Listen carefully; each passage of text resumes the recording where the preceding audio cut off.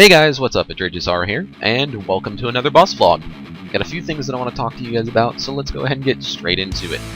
First thing I want to say is thank you guys very much for your support on the previous boss vlog, as well as the guide that was released last week. You guys have no idea how much that support means to me. Now, I thought I would keep the trend going, considering last week's boss vlog was pretty much rage-filled and me being pissed off at one douchebag in particular. Except this time, instead of roasting a person, I figured I'd roast Jagex.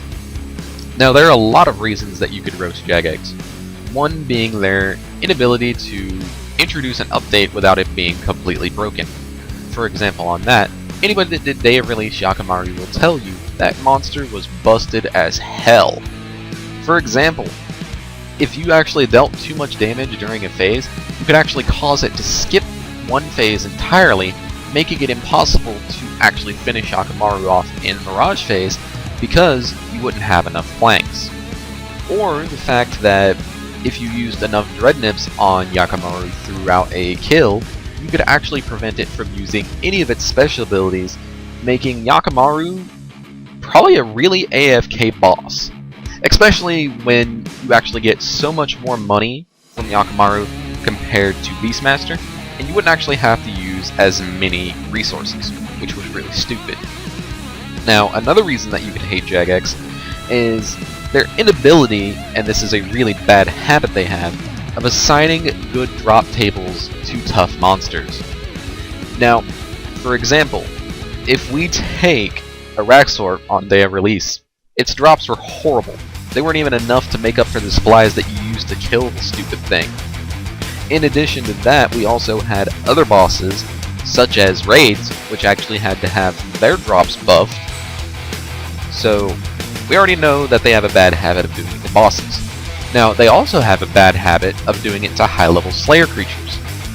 Now, sometimes they do get it right. For example, we have Rune Dragons.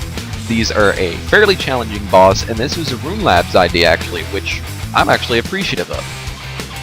They're a decent Slayer creature, they have a bit of a challenge to them, but you don't use enough resources on them to not be able to profit. Considering that they dropped Rune Bars, they also dropped their own special type of bone, and their other normal drops are actually good enough that you can actually profit up to 4 million UV per hour. So these are actually a really good Slayer creature, and this is a creature that has a particular challenge to it, but is not to the point where it's not worth killing. Now, they decided last month that they wanted to add in 4 new Slayer creatures suggested by Rune Labs, but unfortunately they took the challenge of these creatures and then did the same thing that they always do, assigned a shitty drop table. The creatures that I speak of course, are the Wyverns, the Ripper Demons, Camel Warriors, and Acheran Mammoths. Now, all of these creatures have a very unique way of fighting them. For example, the Wyverns, their environment actually works against you. Depending on how cold you are down there in their cave, certain things actually happen. For one, if you're actually slightly warm, then you take increased damage from their poison breath. Now, if you get a little bit colder, you actually take more damage from their standard attacks. And if you're freezing, then at that point, you're pretty much getting stunned left, right, and center. Now, this isn't exactly a bad thing in theory, however, when you take a look at their drop table, it doesn't really make it worth killing them considering how stupidly powerful they are.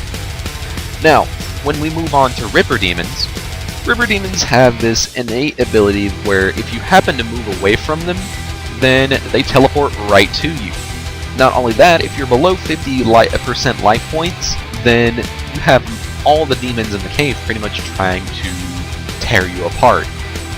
Now, they also gave them a one-hit kill ability, where once their bar is filled up, they'll randomly leap into the air, and if you happen to be standing next to the shadow when they come down, you're dead. So, that's cool and all. However, again, really good Slayer creature, shitty drop table. Then we have the Camel Warriors. where pretty much their unique thing is spawning 3 mages. Cool. But once you kill the mages, after that point, you know, the warrior is actually pretty standard. However, just like the other two, you use too many resources for this creature's drop table to actually be worth it. Then we have the mammoths, with their ability to pretty much just charge at you, deal massive amounts of damage, and overall, again, have a shitty drop table. Jagex has a really bad habit of this, and I don't know if that's going to change in the future. I don't know, what do you guys think? Is it just something that they normally do with Slayer creatures and bosses? I don't know, let me know in the comment section below. But, as always guys, this has been RagesSorrow. Hope you liked the video. If you did, click that like button. If you want to see more videos, then go ahead and click that subscribe button. And again, don't forget to vote for next week's guide.